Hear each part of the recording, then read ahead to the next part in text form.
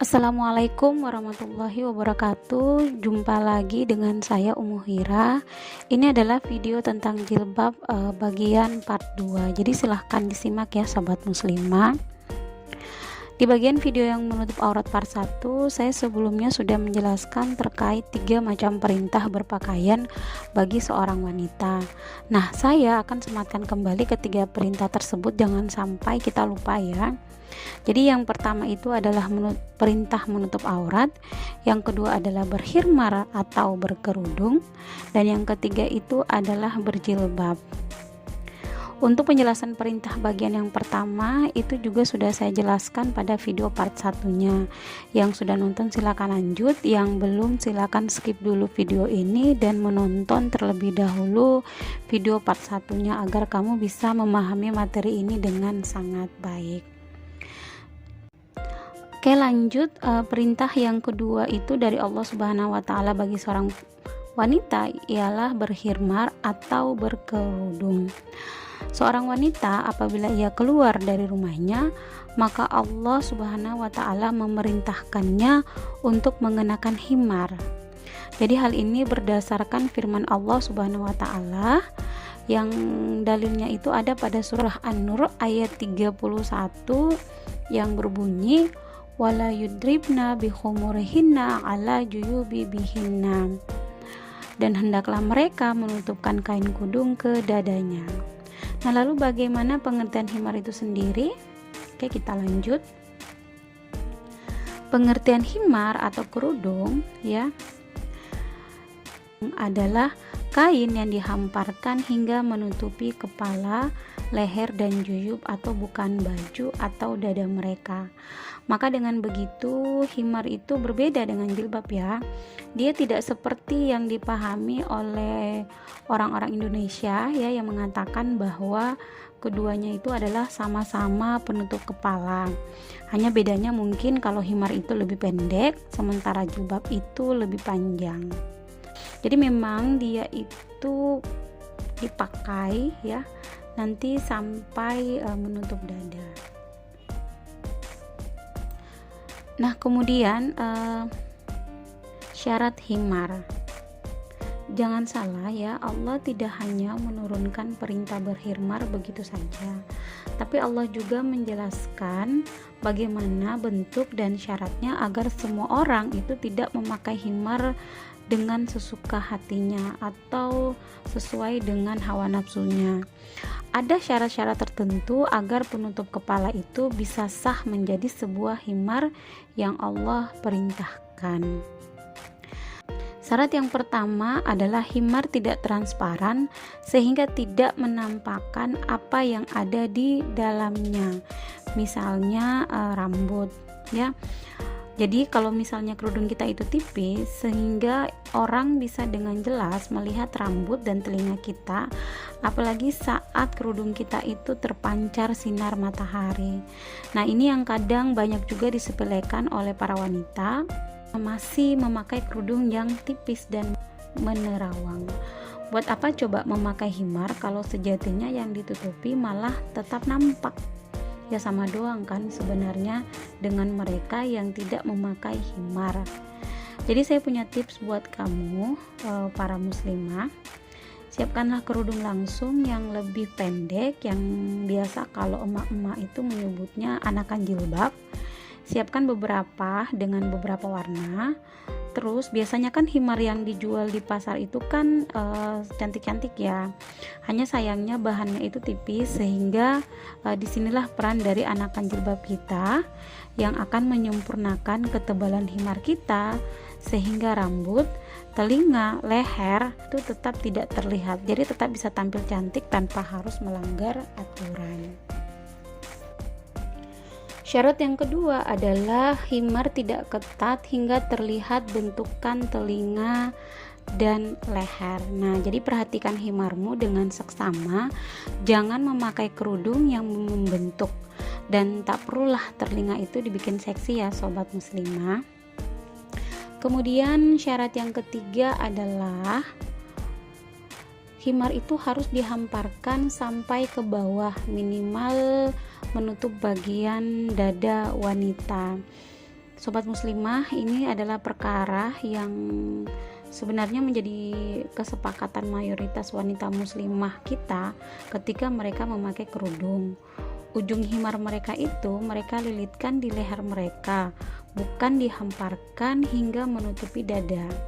Nah, meski rambut sudah tak nampak, tapi dada masih belum tertutupi, sebagaimana perintah Allah dalam surah An-Nur ayat 31, agar himar itu dipakai hingga sampai ke dada mereka.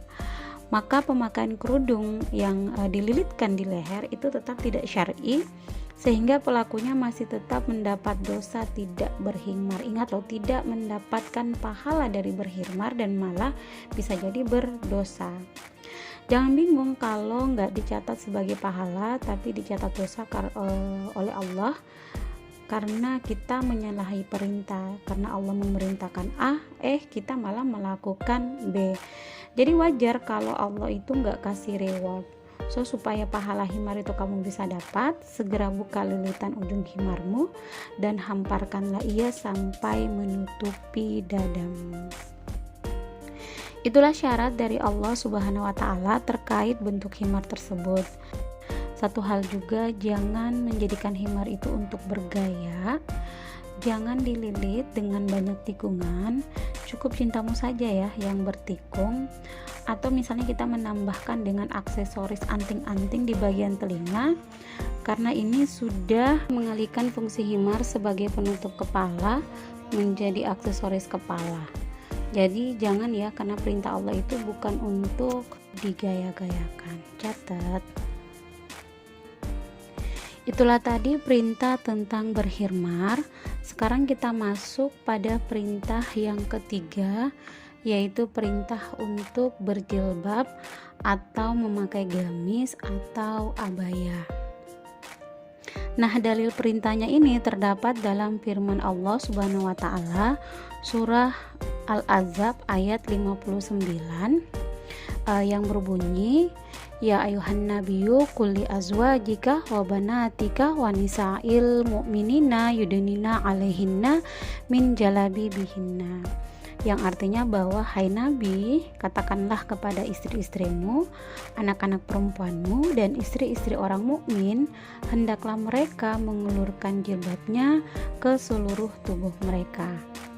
Nah, surah Al-Ahzab ayat 59.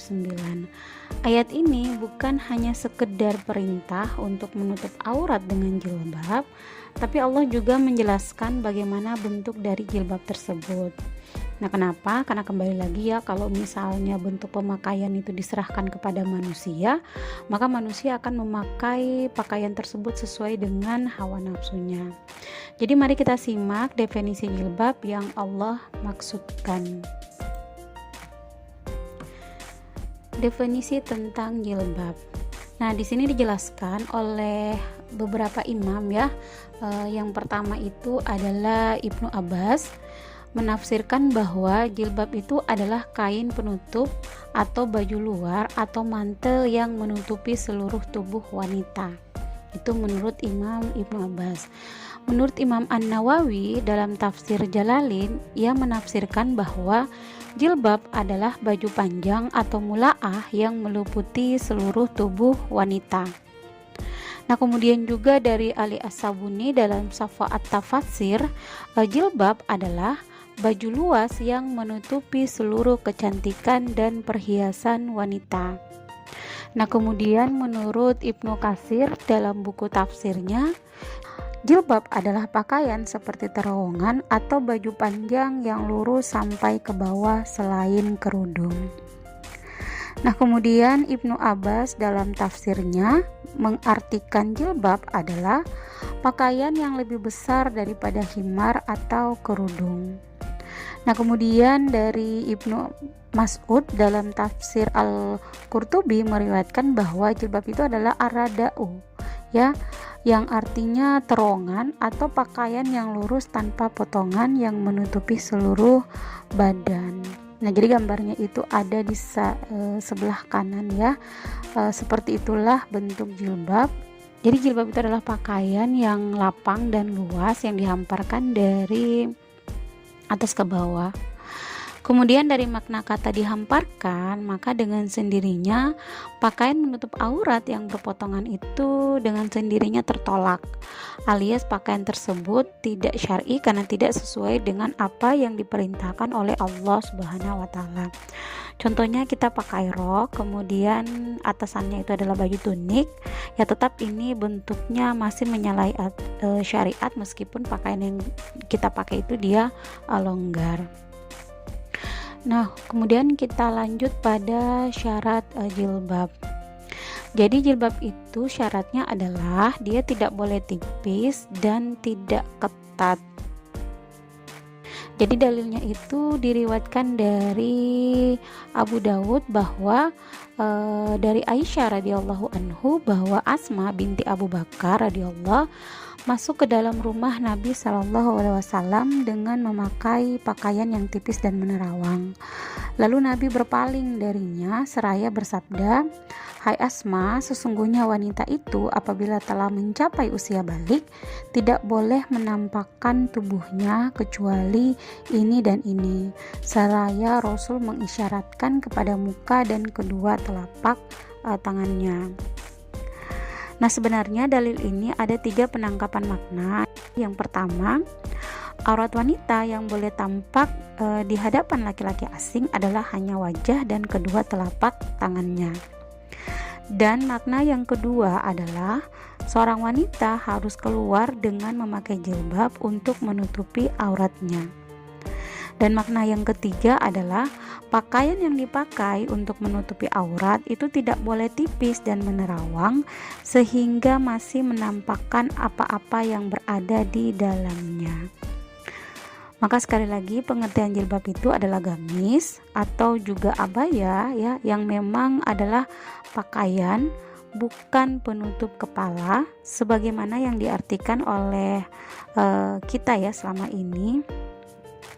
Jadi ayo berjilbab, tapi ingat jangan pakai jilbab yang transparan. Oke, kita masuk pada slide berikutnya. Apakah kamu termasuk orang yang masih juga nggak percaya? Andai kamu masih nggak percaya tentang jilbab itu adalah pakaian, maka biarlah Pak Munawir yang berbicara dalam Kamus Arab Indonesia yang beliau susun. Al-Munawir mengartikan jilbab dalam kamusnya itu sebagai baju kurung yang panjang sejenis jubah. Nah loh, padahal Al-Munawir itu bukan seorang imam fikih loh. Nah, pertama, kenapa Al-Munawir mengartikan seperti itu? Karena memang kalimat jilbab itu adalah saduran dari bahasa Arab yang kalau orang Arab itu ditanya apa itu jilbab, maka mereka akan menjawabnya adalah pakaian. Nah, sedikit kisah dari hal ini ya. Teman saya waktu pergi umroh ke Arab, dia menyempatkan waktunya itu untuk berkeliling membeli pakaian di sana. Nah, saat dia sampai di sebuah toko, dia bertanya, jilbab ada. Nah, maksud dari pertanyaan dia tuh dia mau beli kerudung sebenarnya, karena kan memang kalau pengertian kita itu jilbab itu adalah kerudung. Penjualnya bilang ada ya, kemudian dengan bahasa Arab sambil kemudian mengambilkan sebuah gamis kepadanya. Nah, dia kan bingung nih dikasih gamis. Lalu dia menjawab lala ya, yang artinya bukan. Dia bilang lagi jilbab, jilbab. Dia menegaskan sekali lagi. Tapi penjualnya tetap mengambil pakaian gamis tersebut dan bilang ke dia jilbab, jilbab. Nah, dia bingung kan. Nah, lalu karena tidak sesuai dengan keinginannya, lalu dia pergi lagi ke toko sebelahnya. Nah, di toko berikutnya apa yang terjadi? Ternyata di toko tersebut juga dia mendapatkan hal yang sama. Pedagang itu mengambilkan sebuah gamis padanya saat dia berkata jilbab. Nah, dia bingung lagi. Akhirnya dia pergi lagi ke toko berikutnya dan semua pedagang itu mengangkat barang yang sama. Nah, karena bingung dia membuat kode dengan menunjuk kepalanya. Akhirnya si pedagang tersebut menyebut bahwa itu adalah himar dan kemudian mengambilkan himar dan menawarkan kepadanya. Nah, jadi emang jilbab itu adalah pakaian ya sobat muslimah. Kenapa? Karena yang paling tahu sebenarnya tentang jilbab adalah orang-orang Arab. karena Al-Quran itu lebih dulu turun di sana. Jadi pasti Rasulullah Shallallahu Alaihi Wasallam sudah memberikan tuntunan yang jelas kepada mereka tentang soalan jilbab tersebut. Kalau kamu masih nggak percaya, ya silakan kamu sendiri buka kamus Al-Munawwirnya supaya kamu nggak ragu. Nah, kemudian masuk ke slide berikutnya. Kalau misalnya kamu masih nggak percaya juga, ya Allah, kamu bener-bener ya. Nih, saya kasih tahu lagi hadis-hadis penunjang tentang jilbab, bahwa memang jilbab itu adalah pakaian. Diceritakan oleh Abu Daud bahwa ketika diturunkan firman Allah Subhanahu wa taala, hendaklah mereka mengulurkan jilbabnya ke seluruh tubuh mereka, maka kaum perempuan Ansor itu keluar ya dari rumah mereka, seakan-akan dari atas kepala mereka itu terdapat burung gagak karena tertutup oleh selimut. Jadi memang mereka mengambil sebuah selimut yang kemudian mereka tutupkan ke seluruh tubuh mereka. Nah, kemudian kita sudah kebayangkan gimana bentuk dari selimut, kemudian panjang, bagaimana luasnya, bagaimana lapangnya. Dan yang jelasnya selimut itu tidak berupa potongan. Jadi kalau kamu masih ragu juga, I don't know, mungkin kayaknya kepala kamu deh yang harus dibedah kali ya. Sorry, bercanda. Oke, kita lanjut pada slide berikutnya. Nah, slide berikutnya ini adalah terkait syarat dari sebuah jilbab, yaitu bahwa ternyata jilbab itu dipakai ketika seorang wanita itu keluar dari rumahnya. Jadi dalilnya itu ada dalam hadis riwayat Imam Al-Bukhari, Imam Muslim, Imam Abu Daud, Imam Turmuzi, dan Imam An-Nasai yang meriwayatkan bahwa Rasulullah SAW memerintahkan kepada kami untuk keluar pada hari raya Idul Fitri dan Idul Adha, baik gadis-gadis merdeka yang sedang haid maupun yang sudah kawin. Mereka yang sedang haid tidak mengikuti sholat dan mendengarkan kebaikan serta nasihat-nasihat kepada kaum muslim. Maka Ummu Atiyah berkata, "Ya Rasulullah, ada seseorang di antara kami yang tidak mempunyai jilbab." Maka Rasulullah SAW bersabda, hendaknya dipinjamkan jilbab saudaranya atau memakai jilbab wanita lain yang tidak dipakai. Dari hadis ini kita bisa mengambil sebuah makna bahwa seorang wanita dilarang keluar dari rumah jika ia tidak mempunyai jilbab. Maka jika dia ingin keluar urusan apapun itu, dia harus memakai jilbab. Bahkan ditegasi oleh Rasulullah SAW, jika ia tak punya, berarti dia harus meminjam pada muslimah yang lainnya yang mempunyai jilbab, dan muslimah yang lainnya pun harus meminjamkan jilbab itu kepadanya. Makna yang satu lagi yaitu bahwa kalau misalnya muslimah tersebut tidak mempunyai jilbab, maka jangan pernah untuk berani keluar dari rumah. Nah, masalahnya adalah keadaan muslimah sekarang emang miris ya, karena sebagian besar muslimah kita itu masih keluar rumah dengan tidak memakai jilbab. Bahkan mereka masih menggunakan pakaian alminah untuk keluar dari rumah. Padahal ya, alminah itu hanya boleh dipakai ketika kita berada di dalam rumah. Dan pada kenyataannya memang para muslimah sekarang mereka berani ya membolak-balikan tentang aturan berpakaian tersebut. Bahkan mereka merombak sana, merombak sini.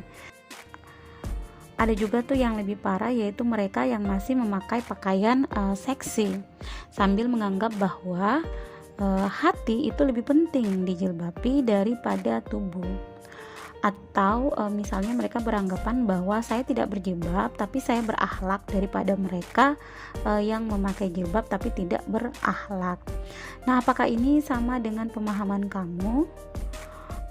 Insya Allah ya, kita akan ngebahas tentang ini di video part 3. Kita kupas sampai akar-akarnya, tapi saya ingin memberikan sedikit jawaban juga bagi orang-orang yang berpikiran seperti ini sedikit saja, bahwa ingatlah bahwa perintah Allah itu bukan cuma satu macam, tapi bermacam-macam.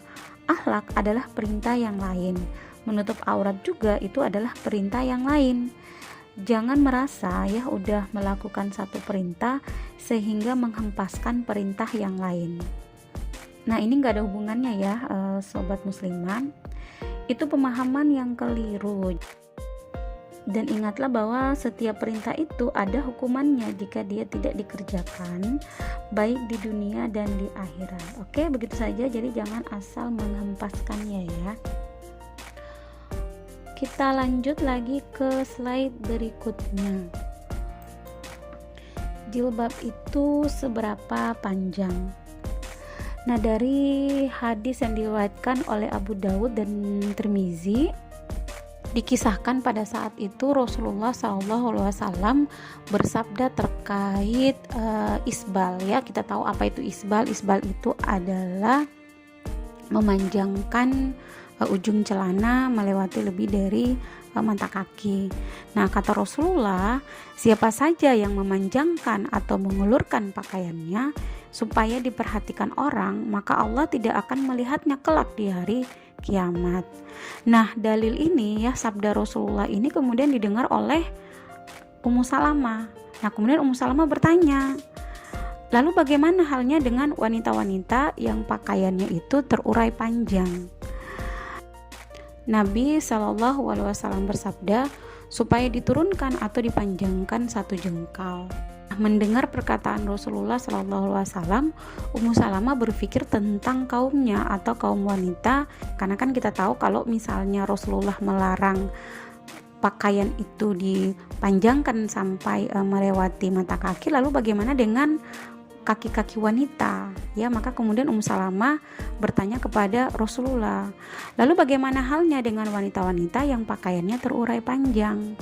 Nah kemudian Nabi SAW bersabda supaya diturunkan atau dipanjangkan lagi satu jengkal.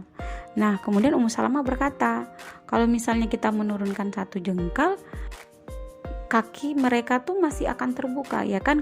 Kalau hanya ditambahkan sejengkal, maka batasan baju itu hanya akan sampai pada kaki ya, pada batasan ujung jari kaki kita. Dan dia mengatakan bahwa itu masih bisa terbuka ya, masih bisa terlihat kaki kita kepada orang lain. Nah kemudian Nabi bersabda supaya diturunkan kembali satu hasta, jangan lebih. Jadi dipanjangkan lagi satu hasta dan tidak melebihi daripada itu. Dari hadis ini kita bisa mengambil sebuah makna bahwa jilbab itu pada dasarnya dipanjangkan sampai melewati kaki kita. Namun hadis ini mengandung ilat sehingga akan menimbulkan lagi hukum yang lain. Artinya bahwa benar panjang jilbab yang wajar itu adalah sampai melewati mata kaki kita, bahkan sampai melewati kaki kita kalau dipanjangkan satu hasta. Karena saat melangkah kaki masih akan terlihat. Nah sementara kaki adalah bagian daripada aurat, maka Rasulullah SAW meminta untuk ditambahkan lagi satu hasta. Tapi jika misalnya sudah ada sesuatu yang dipakai sehingga kaki kita tidak bisa terlihat, maka pada dasarnya panjang jilbab itu cukup melewati mata kaki kita saja tanpa harus ditambahkan satu hasta. Nah, apa saja sih sesuatu itu? Bukan sesuatu ala syar'i ya, tapi sesuatu itu adalah kaos kaki. Nah, dari sinilah dalil wajibnya memakai kaos kaki bagi seorang wanita.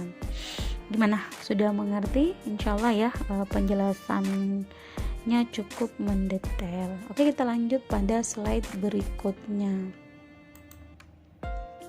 Pertanyaannya adalah, bagaimana kalau misalnya jilbab kita itu melewati debu-debu jalanan atau melewati jalanan-jalanan yang kotor? Nah, pasti kamu mikir kalau misalnya jilbabnya panjang segitu, otomatis semua kotoran dan debu-debu itu bisa disapu oleh jilbab kita. Kan kotor tuh, apalagi kalau misalnya dipakai untuk sholat, bisa jadi najis.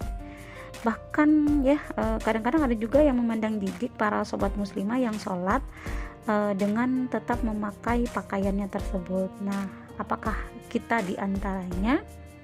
Tenang teman-teman, insya Allah Allah juga sudah memperkirakan apa yang kamu pikirkan. Maka hal ini juga terjadi di zaman Rasulullah, di mana para wanita mempertanyakan terkait ujung jilbab mereka. Nah, ada seorang wanita yang bertanya kepada Rasulullah, "Saya adalah seorang wanita yang memanjangkan atau mengulurkan ujung jilbab sampai menutupi kaki, tapi harus berjalan melewati jalanan yang kotor." Maka kemudian Rasulullah SAW bersabda kepadanya, akan dibersihkan oleh jalan yang bersih sesudahnya.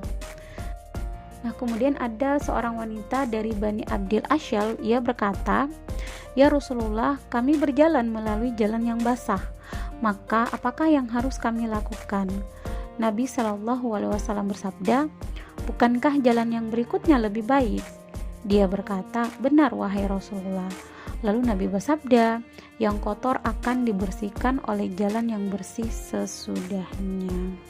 Nah, jadi ini adalah terkait bagaimana apabila ujung jilbab kita melewati debu dan kotoran. Intinya, tanah itu adalah pembersih dari najis, maka jika ujung jilbab kita terkena kotoran dan debu selama kita melangkah, maka sapuan setelahnya akan dihilangkan najisnya oleh tanah.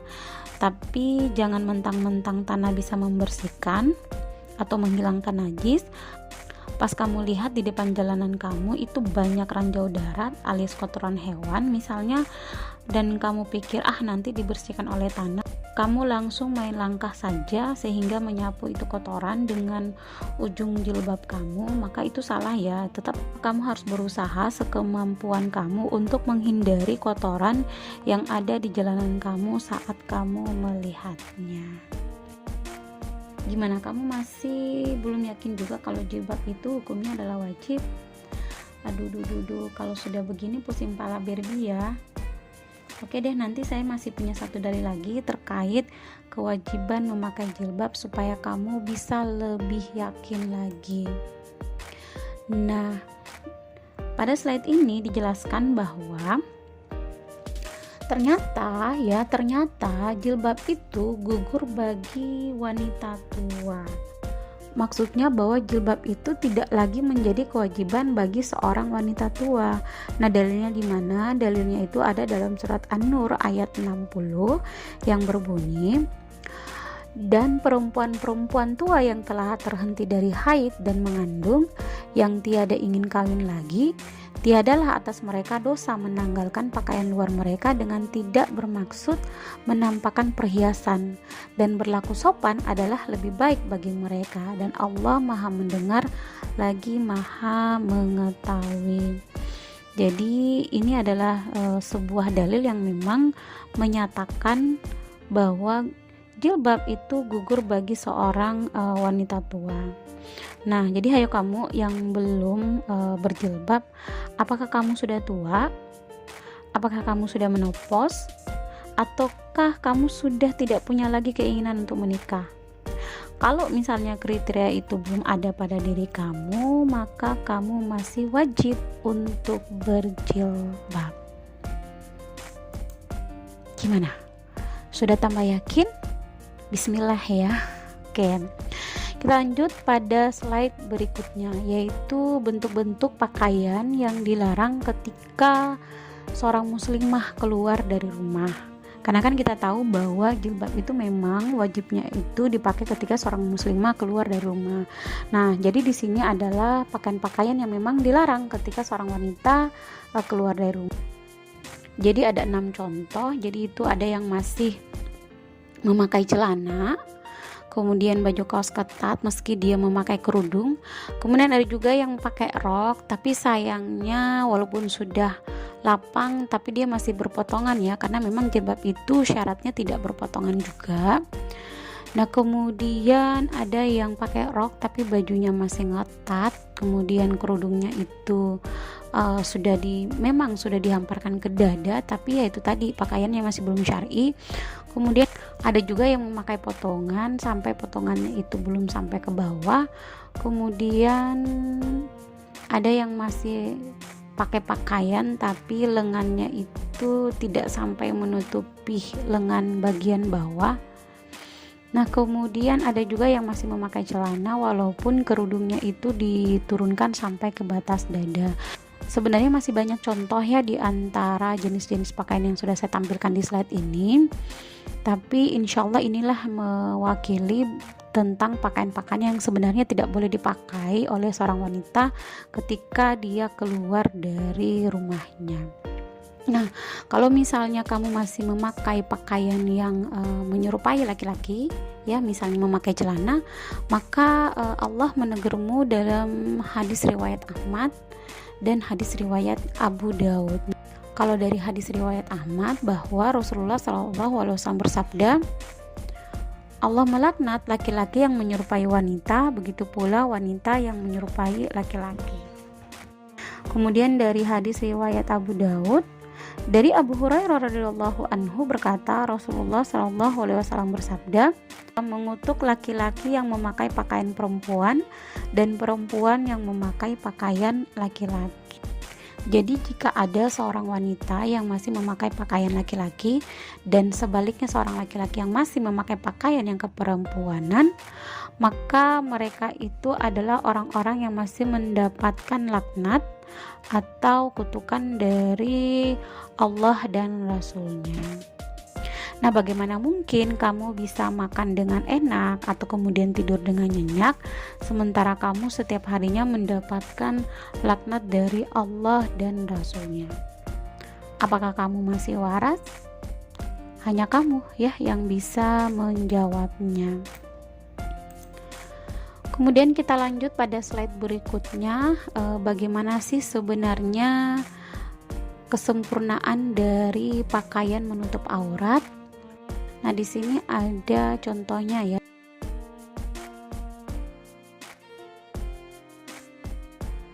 Jadi pada gambar yang pertama itu ada celana, kemudian juga ada baju kaos. Nah, kemudian bisa juga dengan rok. Nah, itu adalah pakaian almihnah ya. Pakaian almihnah ini adalah pakaian dipakai ketika kita berada di dalam rumah. Jadi saya ulangi kembali, bisa berupa baju kaos, kemudian bisa ditambahkan dengan celana, atau kemudian juga dengan rok, atau kemudian kita memakai daster ya, daster kita itu panjang dan kemudian kita bisa langsung memakai dengan celana. Nah, ini adalah almina. Kemudian ketika kita keluar dari rumah, maka kita harus menambahkannya dengan jilbab ya, yang sudah saya jelaskan. Nah, kemudian ditambahkan lagi dengan gambar yang ini. Apa ini? Ini adalah himar. Nah, kemudian jangan lupa untuk melengkapinya lagi dengan gambar yang ini. Apa itu? Kaos kaki. Jadi pakaian muslimah pada dasarnya semua auratnya itu tertutupi kecuali muka dan telapak tangan. Nah, kemudian ada himar yang panjangnya itu harus menutupi dada, tidak dililitkan di leher.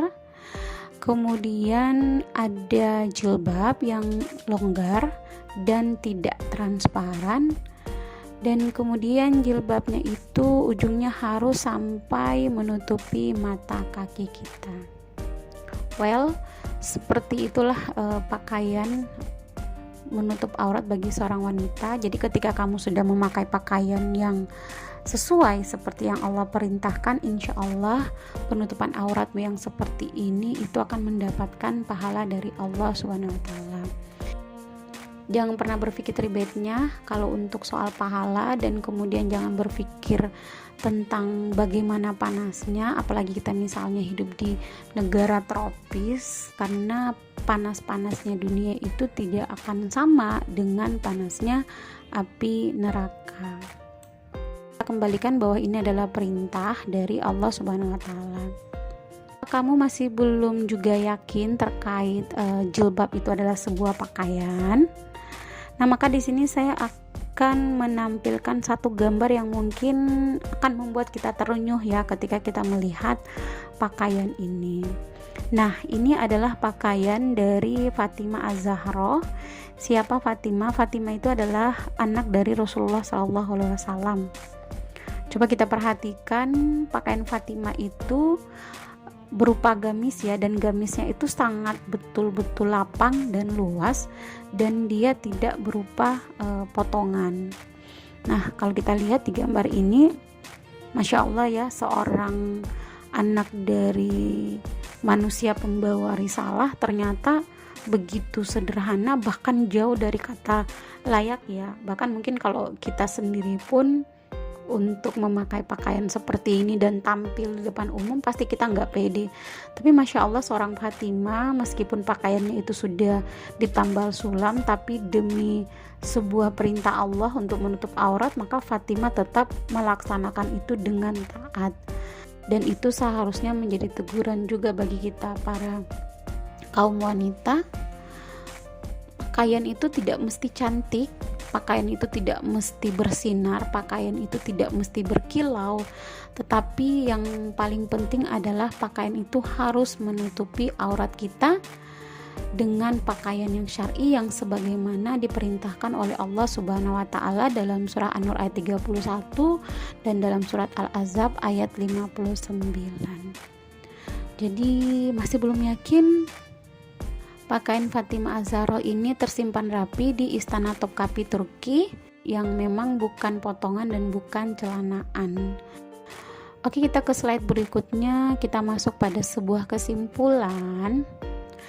Jika model berhijab sudah diatur oleh Allah, mengapa kita masih mencari model yang lain atau model yang dimurkai oleh Allah? Toh model hijab apapun yang kita pakai, pada akhirnya kita akan dikembalikan pada satu model yang sebenarnya saat menghadap Allah nanti. Ingatlah, syarat sebuah amalan itu tidak cukup hanya dengan sebuah niat semata, tetapi cara dalam melakukan amalan tersebut juga itu diminta oleh Allah Subhanahu wa taala. Meski niat kita ingin menutup aurat kita karena Allah, tetapi jika cara penutupannya tidak sesuai dengan apa yang diperintahkan oleh Allah, maka amalan itu akan menjadi amalan yang sia-sia. Ingat, karena hijab itu bukan sekedar niat. Maka berhijablah sesuai dengan syariat, jangan menunda-nunda besok, esok, dan esok, karena pilihan kita hanya dua, yaitu menghijabi diri sendiri atau dihijabi oleh orang lain. Maka setelah penjelasan ini, kamu masih belum yakin juga untuk menutup auratmu? Saya yakin kamu pasti akan menyesalinya. Karena ingat, penyesalan itu datangnya dari belakang, kalau datang dari depan itu namanya pendahuluan. Oke, kita sambung lagi penjelasan terkait jilbab kita di part 3-nya. Insya Allah saya akan menjelaskan terkait apa saja kerugian yang kita dapatkan kalau misalnya kita tidak mau mentaati perintah Allah yang satu ini. Oke, jangan lupa untuk tetap menyimak part-part selanjutnya. Saya terima kasih masih tetap menyimak. Sampai jumpa pada part berikutnya. Wabillahi taufik wal hidayah. Wassalamualaikum warahmatullahi wabarakatuh.